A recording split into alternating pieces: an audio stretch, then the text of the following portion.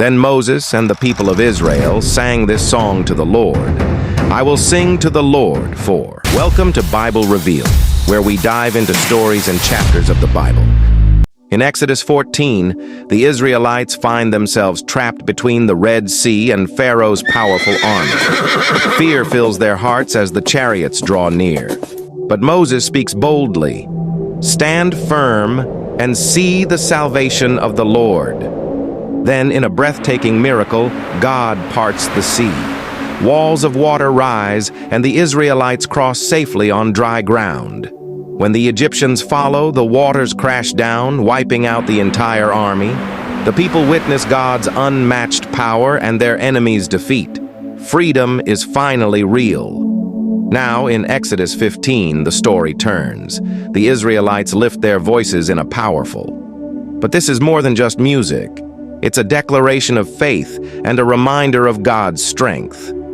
Yet as their journey continues, new challenges lie ahead. Can their faith withstand the wilderness? Stay with the story. Their greatest test of trust is coming. Exodus, chapter 15. The song of victory, praise, power, and the journey ahead. Then Moses and the people of Israel sang this song to the Lord. I will sing to the Lord, for he has triumphed gloriously. He has hurled both horse and rider into the sea. The Lord is my strength and my song. He has given me victory. This is my God, and I will praise him, my father's God, and I will exalt him. The Lord is a warrior. Yahweh is his name. Pharaoh's chariots and army he has hurled into the sea. The finest of Pharaoh's officers are drowned in the Red Sea. The deep waters gushed over them. They sank to the bottom like a stone. Your right hand, O Lord, is glorious in power. Your right hand, O Lord, smashes the enemy. In the greatness of your majesty, you overthrow those who rise against you. You unleash your blazing fury. It consumes them like straw. At the blast of your breath, the waters piled up. The surging waters stood straight like a wall. In the heart of the sea, the deep waters became hard. The enemy boasted, I will chase them and catch up with them. I will plunder them and consume them. I will flash my sword. My powerful hand will destroy them. But you blew with your breath, and the sea covered them. They sank like lead in the mighty waters. Who is like you among the gods, O Lord? Glorious in holiness, awesome in splendor, performing great wonders? You raised your right hand, and the earth swallowed our enemies. With your unfailing love, you lead the people you have redeemed.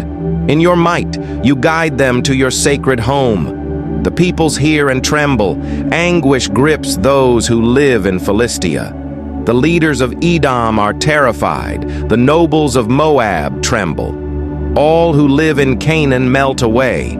Terror and dread fall upon them. The power of your arm makes them lifeless as stone, until your people pass by, O Lord, until the people you purchased pass by. You will bring them in and plant them on your own mountain. The place, O Lord, reserved for your own dwelling, the sanctuary, O Lord, that your hands have established. The Lord will reign forever and ever. When Pharaoh's horses, chariots, and charioteers rushed into the sea, the Lord brought the water crashing down on them. But the people of Israel had walked through the middle of the sea on dry ground. Then Miriam the prophet, Aaron's sister, took a tambourine and led all the women as they played their tambourines and danced. And Miriam sang this song, Sing to the Lord, for he has triumphed gloriously. He has hurled both horse and rider into the sea. Then Moses led the people of Israel away from the Red Sea, and they moved out into the desert of Shur. They traveled in this desert for 3 days without finding any water. When they came to the oasis of Marah, the water was too bitter to drink. So they called the place Marah, which means bitter.